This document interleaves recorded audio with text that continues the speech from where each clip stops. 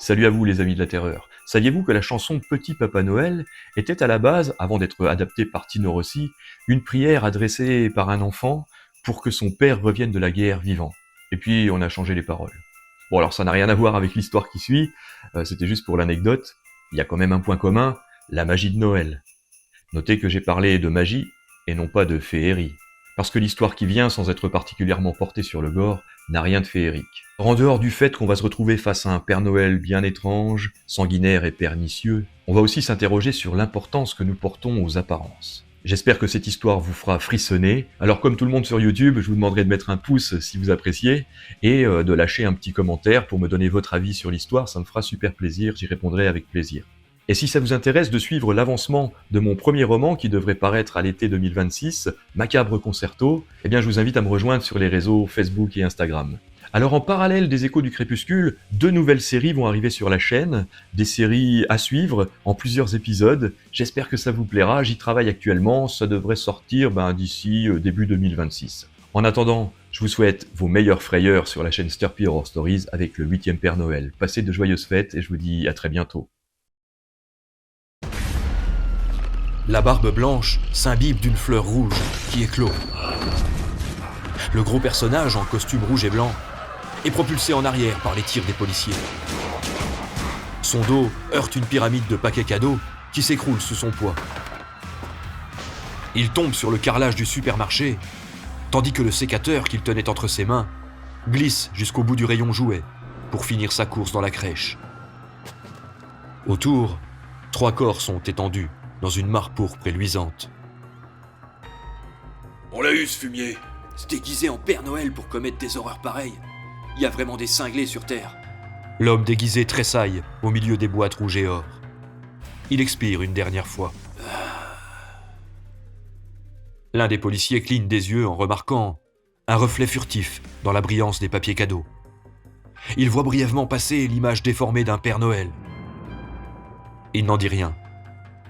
Il n'est pas sûr d'avoir bien vu.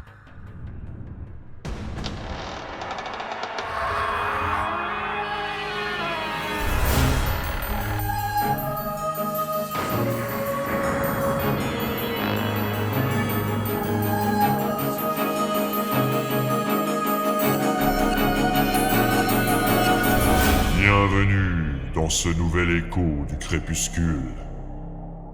Petit Papa Noël, quand tu descendras du ciel, prends garde à ne pas devenir esclave de ton apparence, à ne pas te laisser manipuler par ta propre image.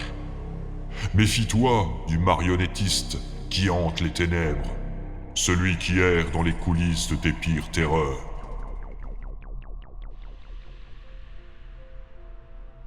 J'ai mal dormi après ce qui s'est passé hier. Mon pote Steph m'avait dit que ce supermarché avait mauvaise réputation, pour ne pas dire qu'il est maudit. Et je commence à y croire. Apparemment, il s'y serait déroulé des événements tragiques, bien avant qu'on m'embauche pour y jouer les Pères Noël. Un type y aurait massacré 3 personnes, avec un outil de jardinage. Un type déguisé en Père Noël. C'était dans les années 80. Le directeur de l'époque, qui est mort depuis, avait porté de graves séquelles physiques après que le type l'ait battu à coups de bêche. Tout comme moi, l'individu avait été recruté pour émerveiller les enfants et contribuer à l'ambiance de fête. Il avait été abattu sur place. Depuis, le magasin situé dans le 17e arrondissement de Paris s'est agrandi, a changé d'enseigne à de multiples reprises. Je n'avais jamais entendu parler de cette histoire avant que Steph me la raconte. Mon ami est chef de secteur là-bas, chez Aupré. Contrairement à lui, je ne suis pas originaire de la région. Et j'habite à 30 km de la capitale dans la banlieue de Mornon-Beu, mais avec mon ex-femme, on venait du sud de la France. Elle y est retournée après notre divorce il y a 16 mois. Moi, je suis resté ici, travail oblige. J'ai bossé pour un concessionnaire dont je tairai le nom pour pas lui faire de la pub. Il m'a viré. Mes indemnités de chômage régressent. La boîte intérim m'a dégoté ce job. Une mission de 12 jours. C'est mieux que rien. Mon pote Stéphane a appuyé ma demande. Seulement, il fallait que ça tombe sur moi. Hier, des gens sont morts dans le magasin, qui a dû fermer ses portes durant 3 jours. Je ne serai payé qu'aux 3/4 du salaire escompté, ça me désespère.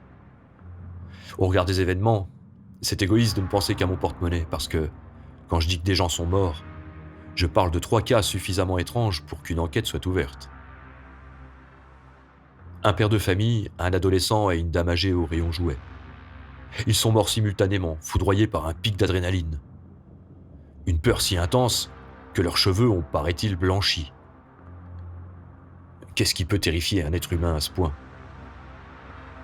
Des témoins rapportent qu'ils ont vu un Père Noël, un immense sécateur à la main, dans les miroirs placés à chaque extrémité du rayon jouets.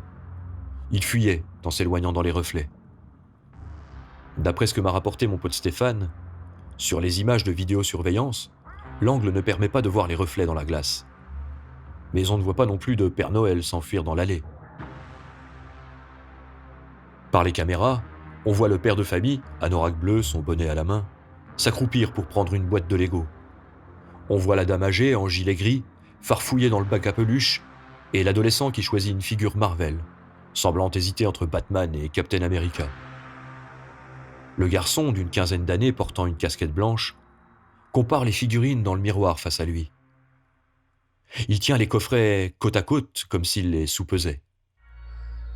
D'un seul coup, ses traits se tendent et son visage se fiche de stupeur.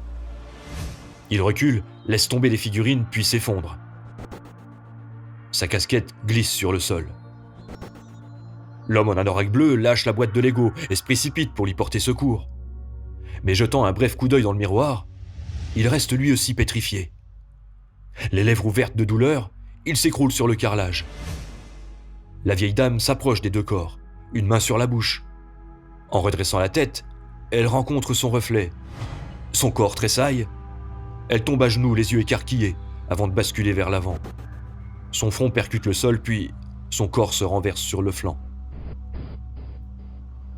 La police suppose que l'éventuel fuyard, mentionné par les témoins, se cachait dans un angle mort. On n'a pas pu retrouver sa trace. Ce témoignage concernant le Père Noël dans le miroir est la seule description que les enquêteurs possèdent. C'est flou. En cette période, chercher un barbu en habit rouge et blanc, c'est comme chercher une ombre par une nuit sans lune. Mais le détail du sécateur évoque forcément le drame survenu dans les années 80. Doit-on voir l'influence d'une légende urbaine dans la version rapportée par les témoins ? Toujours est-il que la police prend ça au sérieux. Les Pères Noël défilent au poste pour être interrogés. Moi également. Je n'ai rien vu de plus que les autres témoins du magasin. Par chance, à l'instant où ont eu lieu les 3 décès, j'étais occupé à agiter ma cloche devant le rayon boucherie et on ne pouvait pas me louper. Mon alibi est plus que solide. Cependant, je dois l'avouer, je n'ai pas tout raconté. Les jours précédant le drame, j'ai vécu d'étranges événements. Et j'ai vu certaines choses que je suis bien en mal d'expliquer. Le vendredi 12, j'avais pris mon service en fin de matinée. Déambulation dans le magasin, distribution de gadgets et bonbons, tout en secouant mes grelots avec ma hotte sur le dos. Un boulot à la con. Mais compensé par la satisfaction de voir les yeux des marmots pétiller. Ils se font rares. Mine de rien, on a affaire à une génération blasée qui ne s'émerveille plus de grand-chose. Une génération qui veut du tape à l'œil et des plaisirs instantanés. Des gamins addicts à la surconso dès le plus jeune âge, jamais satisfaits de ce qu'on leur offre. En fin de matinée, il y a eu ce ptio qui commençait à me tourner autour en me traitant de tête de cul. Ils sont nuls tes cadeaux, tête de cul, tête de cul. T'es même pas un vrai Père Noël avec ta tête de cul qui pue. Un sale gosse, mal poli, mal élevé. En temps normal, j'aurais rigolé, mais je suis pas dans une période très enjouée. Trop de tracas financiers et un célibat qui commence à me peser. J'ai l'impression de devenir aigri.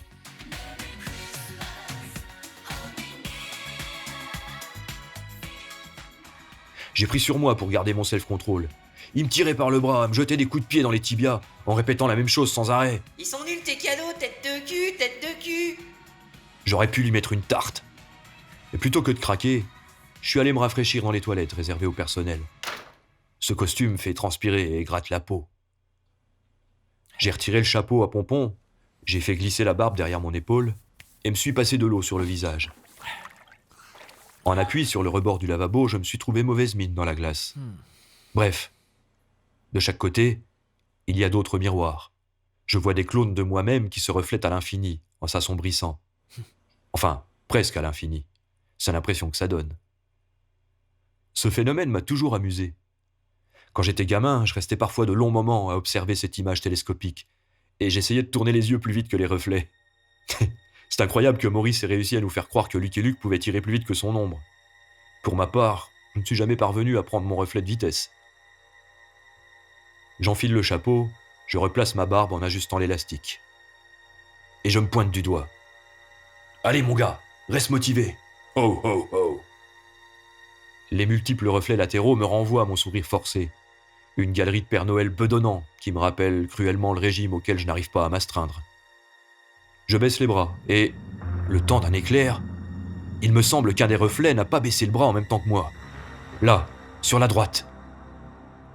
J'agite la main pour vérifier. Le chapelet de barbu reproduit mon geste. Je recule, j'avance. Ils font de même. Je reste perplexe à observer mes visages sans bouger. Les chiffres impairs me regardent, tandis que les pairs regardent dans la même direction que moi. La lumière diminue à chaque reflet de reflet, et une infinité de moi-même se perd dans un flou obscur. Ce truc amusant me fout maintenant la trouille. Bon, en réalité, je ne perçois clairement qu'une dizaine de réflexions.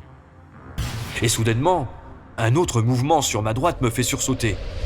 Là, le 8e reflet a bougé.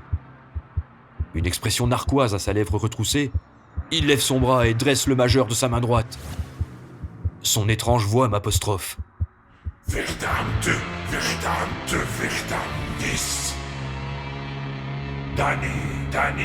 Damnation. » Une brûlure insoutenable parcourt mes avant-bras et le bas de mes jambes.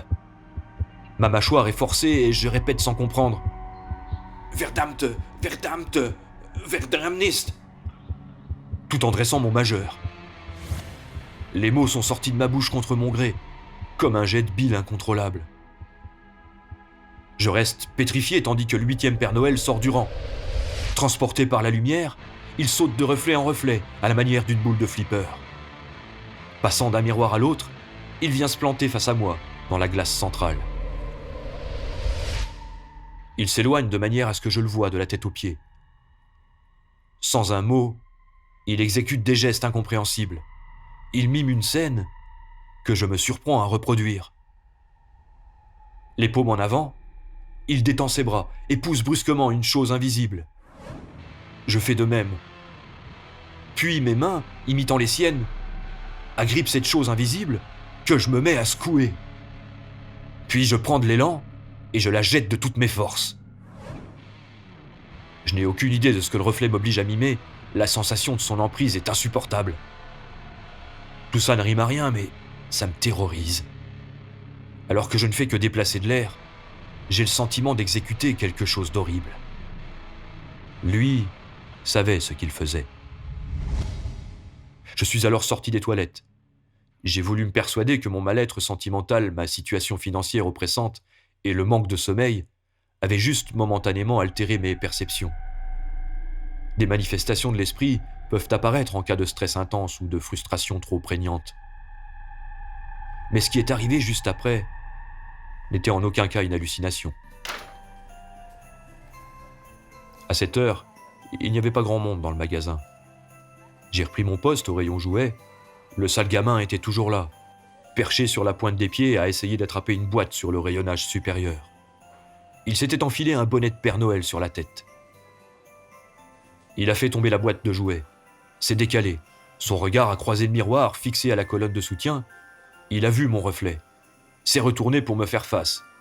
J'ai reculé. Eh, tête de cul! Dans le miroir, mon reflet, lui, n'avait pas bougé. Dans le dos du gamin, il a levé les bras. Et j'ai assisté à un spectacle de marionnettes. Quand le Père Noël a fait mine de le pousser, le gosse est tombé violemment sur le sol. Puis son corps a été secoué tandis qu'il émettait un cri chevrotant. Sans même le toucher ni sortir du miroir, mon reflet a soulevé le gamin, puis a mimé un violent geste de balancement. Les baskets du garçonnet ont cuiné sur le carrelage et il a valdingué 5 mètres plus loin en hurlant. Le train électrique a déraillé Et la glissade du gamin s'est achevée par chance dans une pile de nounours qui ont amorti le choc. Le gosse avait l'air bien sonné quand sa mère s'est précipitée. Moi, je me suis lâchement planqué derrière un panneau publicitaire. Il a hurlé, pleuré, mais n'a plus dit un mot, tandis que sa mère l'emportait en le consolant tant bien que mal. Je n'ai pas fait immédiatement le lien avec la scène des toilettes. Ma raison refusait, et refuse encore, cette conclusion. Les gestes que j'avais été forcé à reproduire n'étaient-ils qu'une répétition théâtrale de ce qui venait d'arriver ? Quel genre de message voulait donc m'envoyer ce maudit reflet ? Même si les 3 morts survenus 2 jours plus tard comportent des éléments tout aussi mystérieux, c'est pas le genre de choses que j'aurais pu confier à la police lors de ma déposition. Cependant, je dois admettre que j'éprouve une grosse appréhension à l'idée de retourner bosser dans ce magasin.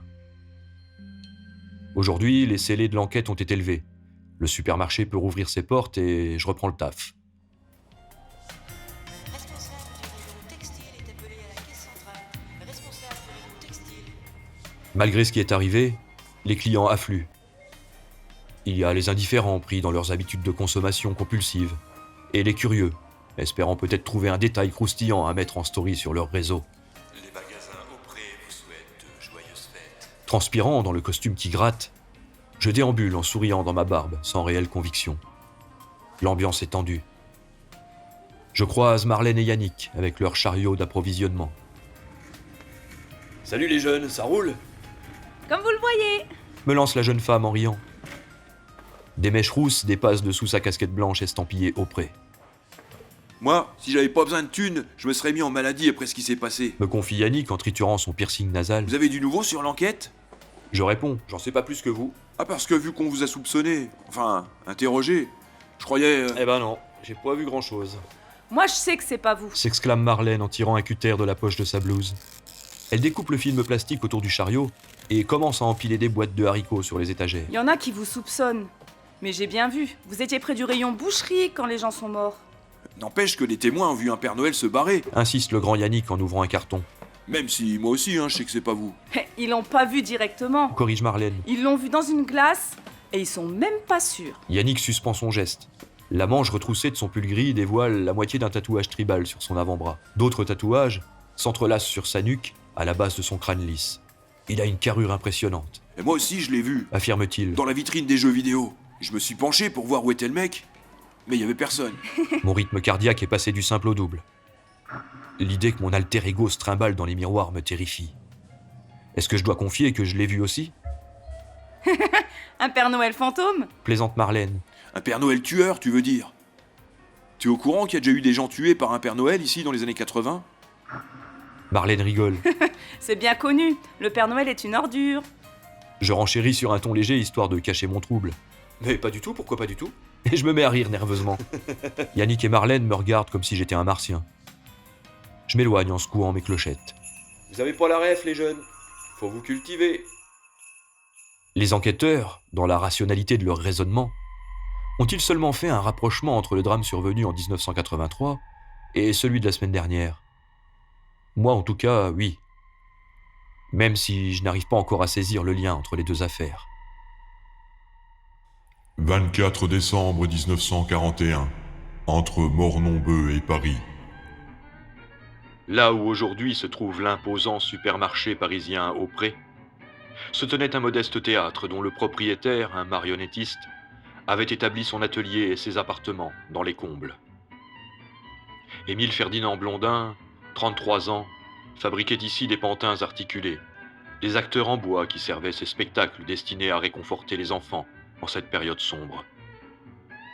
Un bombardement avait réduit la moitié de la place du marché à un tas de décombres. Le théâtre avait été miraculeusement épargné, à l'exception de l'aile sud, qu'Émile Ferdinand avait dû retaper.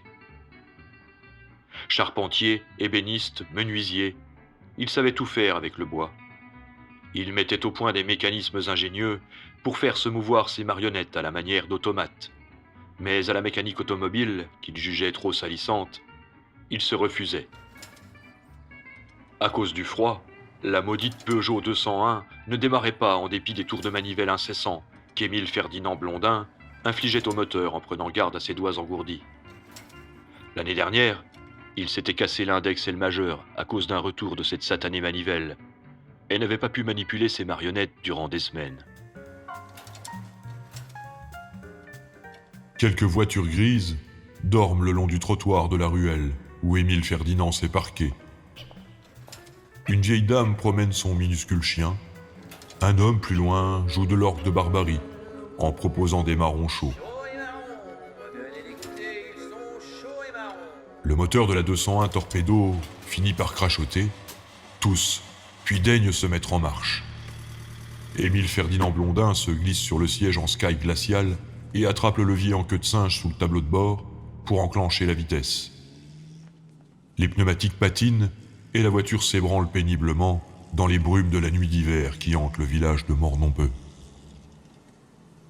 Le coffre alourdi de quelques bûches de tilleul, Émile Ferdinand Blondin regagne son théâtre parisien via une petite artère rendue périlleuse par les flaques gluantes, mêlant neige et boue. Le bûcheron de Mornon-Beu, qui venait de lui vendre le bois, l'avait jugé bien téméraire de rouler par ce temps, sans compter le risque de se faire pincer par la Gestapo avec ce chargement, soumis à restriction. Seulement, les nouvelles marionnettes devaient être prêtes pour la fin de la semaine. Aussi l'artisan n'avait-il pas eu d'autre choix que de parcourir les 30 km séparant Paris de Mornon-Beu pour venir se fournir discrètement. Les Allemands, comme tout le monde ce soir-là, se préparent à fêter Noël et une trêve a été prononcée. Les risques sont limités.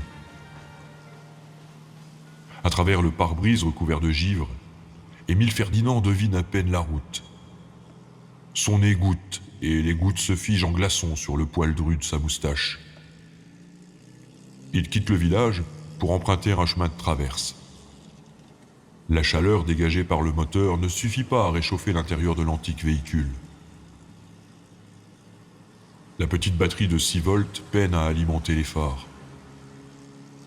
Leur lumière jaune est engloutie par une nappe de brume qui s'étire comme une aile blanchâtre et diaphane jusqu'au sous-bois longeant la route cahoteuse. À la sortie d'un virage, Émile Ferdinand voit une forme vague surgir dans le faible faisceau. Un homme qui titube, puis trébuche. Émile Ferdinand veut braquer pour l'éviter. La bakélite du volant lui glisse des mains et il ne peut éviter le choc. La Peugeot part en crabe. Le piéton en costume rouge et blanc est percuté par l'aile arrière et propulsé dans le fossé. Émile Ferdinand descend du véhicule et se précipite. Le Père Noël gît inanimé dans la rigole enneigée au bord de la forêt, la tempe et la joue ensanglantées. Émile Ferdinand crie. Au secours, quelqu'un ? Personne. Et en réfléchissant, il se dit que ce n'est pas plus mal. Un camp de travail nazi est installé un peu plus loin. Il pourrait bien se voir inquiété par les soldats à cause de cet accident. Voire même se faire confisquer son chargement. Ce bois qu'il a payé à un prix exorbitant. Il se penche sur l'homme. Son haleine alcoolisée indique qu'il respire encore. Son pouls bat faiblement. Émile Ferdinand songe à s'enfuir, mais il ne peut pas se résoudre à affronter plus tard sa conscience en repensant à l'homme agonisant qu'il aurait laissé mourir sur le bord de la route. C'est peut-être la guerre, mais ça n'empêche pas de faire preuve d'humanité. Il tracte le corps jusqu'au siège passager. Le Père Noël ne se réveille pas. Émile Ferdinand redémarre. Il pourrait faire un détour par le centre-ville pour dégoter un médecin, mais il juge que c'est trop risqué. Bon, il faut d'abord que je dépose le chargement de bois à l'atelier. Et puis l'homme reprendra sans doute conscience une fois au chaud. De retour chez lui, Émile Ferdinand transporte le blessé jusqu'au salon et allume le feu à l'âtre. Des dizaines de pantins pendent par leurs fils autour de la bibliothèque en merisier, un meuble qu'il a lui-même fabriqué. Émile Ferdinand fait chauffer de l'eau et nettoie la blessure de l'homme déguisé. En voulant ôter la barbe de l'inconnu, il se rend compte qu'elle n'est pas factice. Une vraie barbe ne fait pas forcément de l'homme un vrai Santa Claus. Mais c'est étonnant. Il n'a pas de papier d'identité sur lui. Il est sorti de nulle part. Qui peut-il être ? Un évadé du camp de travail ?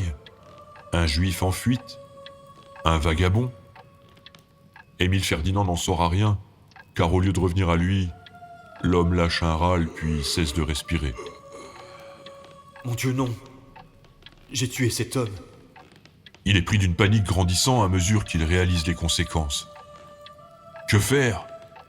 Va-t-il devoir se dénoncer aux gendarmes ? Émile Ferdinand ne les aime pas beaucoup. Ils n'ont pas plus de libre arbitre que les pantins qu'ils confectionnent. Émile Ferdinand méprise ces hommes capables de séparer des familles. Il méprise leur servilité.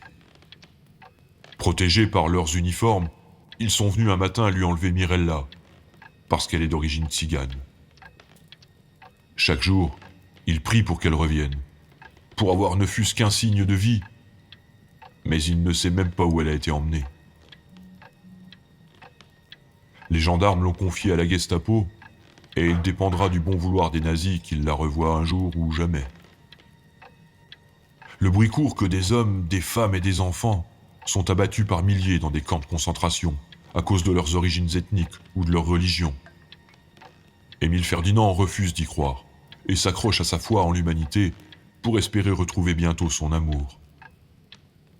Non, décidément, aller expliquer l'accident aux gendarmes n'est pas une option. En parcourant machinalement le rayonnage de son imposante bibliothèque, Émile Ferdinand a une idée folle. Outre les marionnettes et le travail du bois, qui demeure son métier, il se passionne pour l'ésotérisme et les arts de la haute magie des anciens. Émile Ferdinand croit fortement à l'existence de forces invisibles, à leur influence.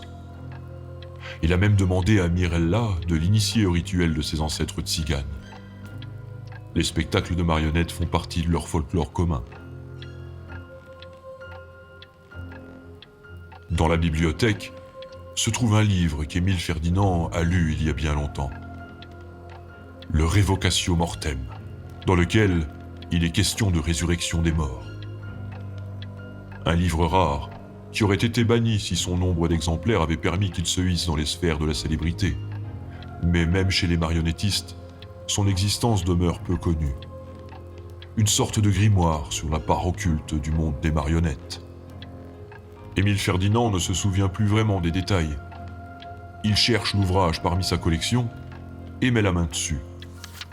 Il ouvre le pavé poussiéreux sur la table en chêne du salon. Il retrouve le chapitre décrivant le rituel pour faire revenir un mort à la vie. Un rituel à la fois simple et complexe. Simple dans sa réalisation, mais complexe dans les ramifications de son fonctionnement.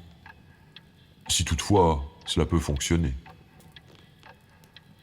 Le rituel était originellement destiné aux gens de sa profession et s'intitule « Invocation du marionnettiste ».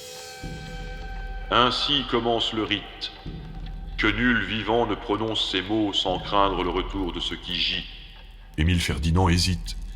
Son doigt reste en arrêt à la fin de la phrase. Il inspire, souffle, puis poursuit sa lecture. En suivant point par point la marche à suivre, Émile Ferdinand cale le corps dans un fauteuil avant que ne survienne la rigidité cadavérique. Il n'a que quelques heures. Il place un miroir sur pied de chaque côté du fauteuil. Les deux psychés se font face et reproduisent en boucle l'image du Père Noël assis. Le rédacteur du rituel affirme qu'après avoir récité à haute et intelligible voix une formule écrite plus bas, l'opérateur verra se produire d'incroyables choses. Il s'agit de réanimer le corps par le biais de son 8e reflet. Émile Ferdinand ne comprend que vaguement le principe, mais du plus profond de ses tripes, il veut que ça fonctionne. Il doit rendre à l'étranger cette vie qu'il lui a prise. Sinon, c'est la prison. On l'a peut-être vu. Peut-il seulement envisager de cacher son acte ? Il préfère ne pas y penser. Il se borne à suivre les instructions du grimoire. Passez une solide cordelette autour des poignets du défunt, d'une longueur d'environ 1,30 m.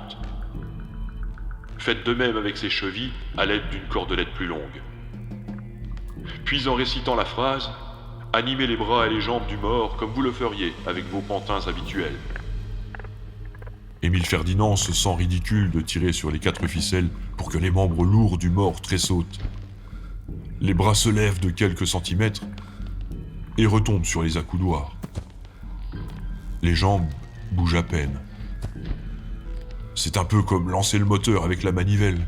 Il faut activer de mystérieux engrenages pour amorcer la remise en marche du corps inerte. Sans cesser de le mettre en mouvement, fixez le 8e reflet à droite du mort en récitant ceci.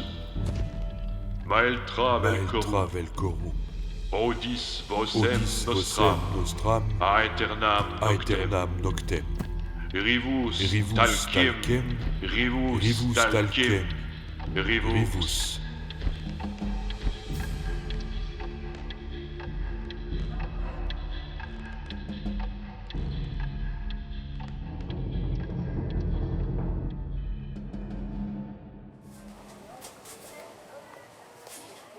Je redoute de voir à nouveau le reflet maléfique.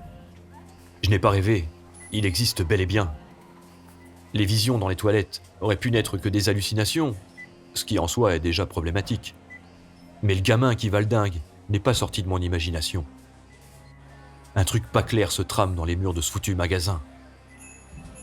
Et tandis que je longe les caisses, le reflet qui me suit dans les chromes d'habillage des tapis roulants me fait froid dans le dos. J'ai l'impression que ce n'est pas moi. Mon reflet m'est étranger. Tout ça est en train de tourner à la paranoïa. Ho ho ho. J'adresse un sourire à la caissière, qui me le rend dans sa version crispée, le regard fuyant. Et en plus, le personnel a la trouille de moi maintenant. La peur rend les gens tellement stupides et irrationnels.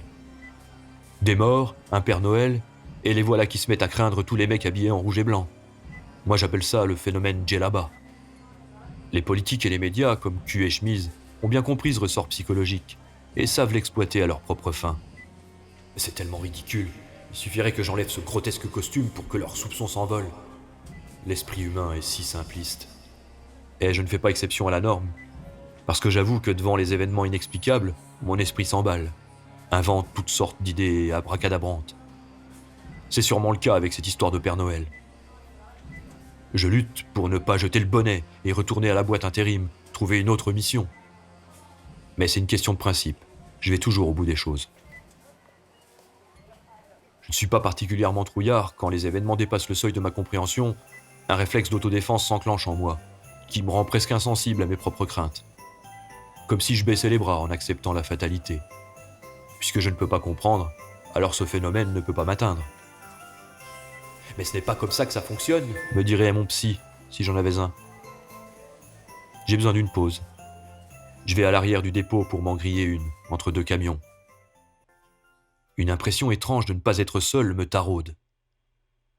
Je brûle un peu de ma barbe en allumant la cigarette. Il n'y a personne dans les camions, mais l'impression qu'on m'observe persiste. Les imposantes portières lustrées se renvoient mon profil en ping-pong. L'amusant phénomène ne m'amuse décidément plus du tout. Malgré tout, je ne bouge pas.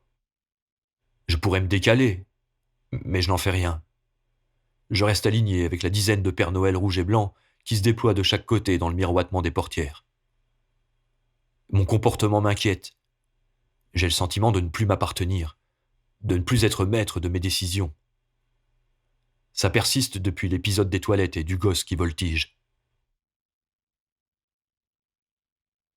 Tandis que je m'apprête à tirer une nouvelle bouffée de fumée, mes doigts lâchent le filtre et la tige tombe sur le bitume humide.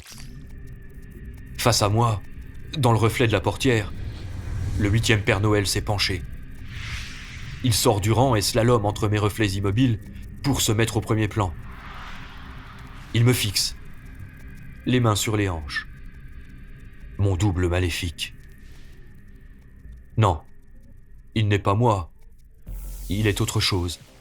Même avec cet accoutrement, on ne se ressemble pas. Ce regard fou ne m'appartient pas plus que le rictus hideux qui tord sa bouche. Nous ne sommes pas la même personne. Sauf que lorsqu'il lève le bras, je suis forcé à l'imiter. Vert que plein biche. Souffle-t-il tandis qu'une douleur atroce transperce mes chevilles et mes poignets. Je ressens également une douleur aiguë au sommet du crâne. Et ça recommence. Son poing se serre autour d'un objet imaginaire. Mon poing fait de même. Avec effroi, je présume que je tiens un couteau. Non, c'est un marteau, vu la manière dont je l'abats en fendant l'air. Et je frappe. Je cogne de toutes mes forces en direction du sol. Je suis submergé par la terreur, non seulement parce que je deviens le pantin de mon reflet, mais surtout parce que je redoute que la scène ne se reproduise dans le réel d'ici quelques minutes. Tout comme pour le gamin. J'ai les nerfs solides, mais je suis à 2 doigts de pleurer. Je voudrais éviter qu'un nouveau drame ne se produise. Je dois lutter, mais comment ? Mon bras continue à frapper ce que je n'imagine que trop bien être une personne. Par avance, je tremble. De quelle horreur vais-je être le témoin en regagnant le magasin ? Le reflet se redresse et je fais de même à sa suite. Chacune de ses actions précède les miennes. Je dois inverser cet état.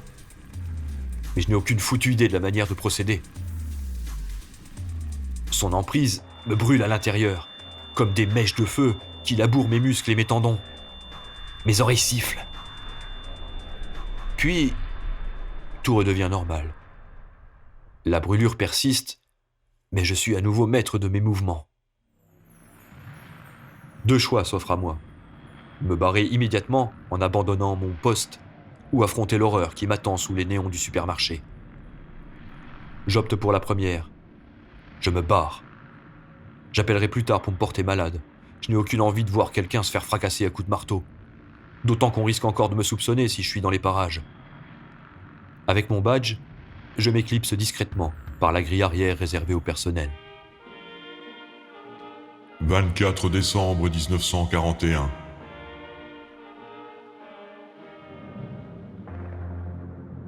Maeltra Velcorum, Odis Fossem Otis Nostram, Nostram, Aeternam Noctem, Revus Dalkem, Revus Dalkem, Revus. Tandis qu'Émile Ferdinand agitait les membres du Maccabée déguisés en Père Noël, il remarqua que le 8e reflet du miroir de droite s'était désynchronisé avec les autres reflets de la boucle et de la réalité. Émile Ferdinand lâche les cordelettes. Le 8e Père Noël se lève du fauteuil et effectue des ricochets d'une psyché à l'autre pour se rapprocher. Émile Ferdinand recule, médusé. Le nez collé à la glace, l'apparition l'interpelle. Ich bin Marschhof Otto Brandweiler. Du hast mich getötet. Wer verstehst du? Je suis le Major Brandweiler. Tu m'as tué. Sois maudit. Le corps sur le fauteuil ne bouge pas. Le rituel n'a pas fonctionné comme prévu. Émile Ferdinand a échoué. Il se retrouve avec un fantôme menaçant dans un miroir et réalise que ce qu'il tente de faire tient de la folie. L'idée de rendre vie à la chair morte est séduisante par l'esprit. Mais le vivre est-il humainement supportable ? Comment espérait-il réagir ? Existe-t-il plus effrayant qu'un cadavre qui reprend vie ? Peut-être un reflet qui s'anime. La voix de l'officier allemand qui résonne dans sa tête le pétrifie. Et il est d'autant plus terrorisé quand il se répète le nom de cet homme. Otto Brandweiler. Un officier dont la réputation a fait le tour de la capitale et des bourgades avoisinantes. On prétend que cet homme aurait massacré sa famille avant d'être enrôlé dans l'armée allemande.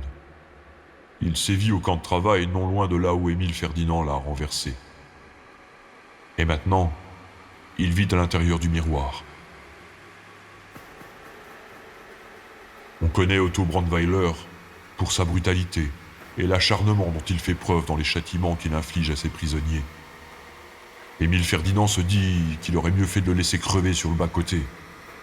Mais il est trop tard. D'après le grimoire, le reflet va survivre dans le miroir durant un cycle lunaire, environ 29 jours. Puis il disparaîtra, pour revenir cycliquement, tous les 42 ans. Émile Ferdinand ignore les arcanes et les ressorts du rituel, autant que ses origines. Il a joué l'apprenti sorcier. Le reflet autonome lève les bras, et d'un seul coup, le corps dans le fauteuil tressaille. Émile Ferdinand sursaute. Otto Brandweiler manipule son ancienne enveloppe charnelle comme une marionnette. La dépouille se dresse. Le reflet esquisse un geste brusque Et en écho, le cadavre bondit sur Émile Ferdinand pour lui en serrer la gorge. Émile Ferdinand se débat en vain. Son visage commence à bleuir sous l'effet de l'étranglement. Il suffoque. Ses yeux se révulsent, et la froideur de la mort envahit lentement chaque parcelle de sa chair. Un proche retrouva la dépouille d'Émile Ferdinand la semaine suivante, avec celle de l'officier allemand, encore accrochée à son cou. Vraisemblablement, Otto Brandweiler s'était éclipsé de sa caserne la nuit du réveillon de Noël où les soldats allemands faisaient la fête. On l'avait vivement recherché, et on se demanda comment il avait bien pu se retrouver chez le marionnettiste pour le tuer. Son reflet, quant à lui, s'était éclipsé dans les profondeurs du miroir, terré dans son monde inversé. Il ne réapparaîtrait qu'en 1983. Ça n'a pas loupé. Convocation et déposition. On s'est interrogé sur mon départ. Par chance, je me trouvais chez mon médecin à l'heure où le pauvre Yannick a été attaqué sur le parking derrière le dépôt. Oui, vous avez bien entendu. Yannick, le costaud tatoué. Il se rendait là pour ravitailler son chariot quand un agresseur l'a défiguré à coups de marteau. Il survit. À l'hôpital. Dans un sale état, paraît-il. C'est arrivé juste après que j'ai appelé mon ami Steph pour me faire porter pâle. Mon alibi tient la route, mais, en dépit de ce soulagement, j'éprouve beaucoup de peine pour le pauvre Yannick. C'est un bon jeune, j'espère qu'il survivra. Les policiers ont trouvé un mégot entre les deux camions. J'ai avoué que c'était le mien pour éviter qu'ils ne l'apprennent eux-mêmes à la suite d'une recherche ADN. J'ai eu droit à des regards soupçonneux, mais la triangulation de mon téléphone et les caméras donnant sur le portail arrière me disculpent. J'étais parti depuis une bonne demi-heure quand l'attaque est survenue. Ce soir, c'est le réveillon de Noël. La matinée est brumeuse. J'ai annulé mon invitation chez mon frère avec nos parents. Je n'ai pas le cœur à festoyer. J'évite soigneusement les miroirs de mon appartement. Je n'ose même plus entrer dans la salle de bain. Il va pourtant falloir que je me lave à un moment. Je devine l'allure hirsute que je dois avoir. Ça ne doit pas être beau à voir. 8h30, j'ouvre la fenêtre de la cuisine pour aérer. Ça sent le tabac et le café froid, en plus de ma transpiration rance. Sur la table encombrée, mon téléphone se met à vibrer. Steph, qu'est-ce qu'il veut? Oui? De gros flocons s'accrochent paresseusement à la fenêtre. Tom, j'ai besoin de toi. J'ai un certif du médecin. Écoute, je négocie avec la compta pour te payer double. Vraiment, je... Me laisse pas dans la merde. Déjà que les clients se font rares à cause de toutes les couilles qui arrivent. J'ai besoin d'un Père Noël à mon rayon jouet. En sortant de la douche, je prends soin d'éviter de me regarder dans le miroir embué. J'enfile le costume à contre-cœur. Je serais bien heureux de le leur rendre après cette dernière journée. En foulant la fine pellicule de neige, je rejoins ma voiture qui longe le trottoir en bas de ma rue. Des passants me saluent. Je force un signe sympathique. Ho ho ho. J'arrive sur le parking vers 9h30. Une appréhension me gagne à mesure que j'avance vers le portail tourniquet. J'en suis arrivé à croire que ce lieu est maudit. On aurait construit le supermarché sur un ancien cimetière indien? Ou sur un site sacrificiel immémorial? N'importe quoi. Ou alors j'ai un don de divination qui se manifeste à travers mon 8e reflet? Je laisse ces idées de côté en arrivant dans le hall du magasin. Les magasins Auprès vous souhaitent de joyeuses fêtes. Je me rends au bureau de Steph. Il pose sa tasse de café. Tu me sauves la vie, Tom. Ouais, c'est vraiment parce que c'est toi. Je dois t'avouer que je suis un petit peu comme les clients. J'ai plutôt envie de déserter le magasin. T'inquiète, il se passera plus rien, les flics ont chopé le gars ce matin. Un clodo déguisé en Père Noël qui s'est faufilé entre les quais de chargement. Il a avoué avoir agressé Yannick avec un marteau. Ce cinglé raconte qu'une force invisible l'a obligé à le faire. Maintenant, il est hors d'état de nuire. Et puis, il y a des flics partout dans le magasin. Cet argument ne me rassure pas. Au contraire. Ça signifie que l'influence du reflet se manifeste à travers quiconque s'affuble de son image. Qu'il est capable de tuer en manipulant d'autres Pères Noël. Comme si le costume constituait les ficelles reliant un pantin à son marionnettiste. Et qui plus est, il fait accuser des innocents à sa place. Je fais les 100 pas autour de la galerie de jouets, évitant les miroirs. C'est quasiment désert à l'exception d'un couple et de leurs 2 enfants. Le gamin maugrait pendant que sa petite sœur rechigne à regarder ce que son père lui propose. Tiens, regarde, le docteur Maboul. T'aimes bien ça, non? Ou alors la pyramide infernale? C'est nul. Ben non, c'est pas nul. Moi, je veux le château de la terreur. Pleurniche le garçon. Tu as vu le prix? Objecte sa mère. Non. Vous aurez un jeu pour jouer ensemble avec ta sœur. Mais Je m'éclipse aux toilettes du personnel. Je n'ai pas envie d'être prise à partie dans ce dilemme familial. C'est contre le règlement, mais je m'allume une clope et je tente d'évacuer mon stress dans les volutes nocives qui sortent de ma bouche. Et puis subitement, je suis pris d'un malaise. Mon estomac se retourne, j'ai envie de vomir. Penché au-dessus du lavabo, je m'appuie d'une main contre la glace. Ça ne vient pas. Et quand je redresse la tête, ce que je vois dans le miroir me procure un horrible vertige. Le rayon jouet. Le couple avec ses 2 enfants. Le père gisant dans son sang et la mère serrant sa fille contre elle avec une expression de terreur absolue, face à moi. Je me reconnais. Ce Père Noël avec un immense sécateur à la main. C'est bien moi. J'ai attrapé le petit garçon et placé son cou entre les 2 lames prêtes à se refermer. Je le tiens en otage face à 2 policiers qui m'ont mis en joue. Désormais, ce n'est plus le 8e Père Noël qui m'apparaît, mais un moi futur que je n'ai pas envie d'être. La mère, blottie contre sa fille dans un angle du rayonnage, supplie mon image de ne pas faire ça, d'épargner son enfant. Une sueur glaçante soigne de tous mes pores. Moi aussi, je supplie le reflet de ne pas refermer les mâchoires de la cisaille sur la gorge du petit garçon. Je vois les mains trembler sur les poignées du sécateur. Je crie « Bordel, non pas ça !» Les lames se resserrent, et je suis au bord de l'hystérie. Je vois les coudes de mon double maléfique se rapprocher de son corps. Il va le faire. Sa voix rauque résonne dans ma tête. Verkepelemisch. Non. Incarne-moi. Je veux détourner le regard, c'est trop atroce. Mais impossible même de cligner des yeux. La cisaille a un soubresaut, et là... c'est ma tête que je vois éclater dans une explosion de sang. Non. Mes bras relâchent le pauvre gamin, et je me vois m'effondrer, la cervelle et le cœur percés d'une balle. Les tirs des 2 policiers propulsent mon corps 2 mètres plus loin. Tout devient noir un instant, et la vision dans le miroir disparaît. Agrippé à la céramique du lavabo, je suffoque. C'est à ce moment que Steph entre dans les toilettes. Putain, Tom, c'est interdit de fumer. Tom, ça va? T'es blanc comme un linge. C'est pas le top. Effectivement, t'as pas l'air bien du tout. Tu veux rentrer chez toi? Ouais, je crois que ce serait préférable. Ok, je suis désolé de t'avoir obligé à venir, je pensais pas que t'étais aussi mal en point. Sans ajouter un mot, je quitte les sanitaires en titubant. Mais au lieu de me diriger vers la sortie, mes pas me dirigent vers la section jardinage. Des dizaines de sécateurs pendent la tête en bas sur leurs crochets. J'attrape le plus grand modèle et j'enlève la goupille de sécurité. Puis, contre mon gré, je me rends au rayon jouets où la petite famille n'a pas encore tranché sur le choix du cadeau. Les magasins ouvrés vous Non. souhaitent de joyeuses fêtes. Je refuse d'avancer vers les 4 personnes, mais je suis poussé par l'emprise imparable qui me mord les entrailles. Cette force obscure me dirige dans leur direction. Ils ne me voient pas.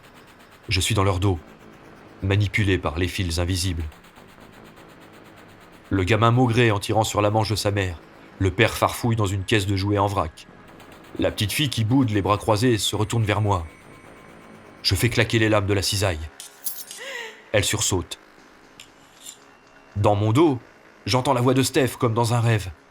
Tom, je croyais que tu devais rentrer chez toi. Putain, qu'est-ce que tu fais? Des larmes coulent derrière ma fausse barbe. Je suis bouleversé par l'horreur que je m'apprête à commettre. Je passe entre 2 miroirs. La galerie de reflets se déploie sur mes flancs. Le 8e Père Noël bondit d'une image à l'autre pour se rapprocher. Je m'aperçois que lui ne pleure pas.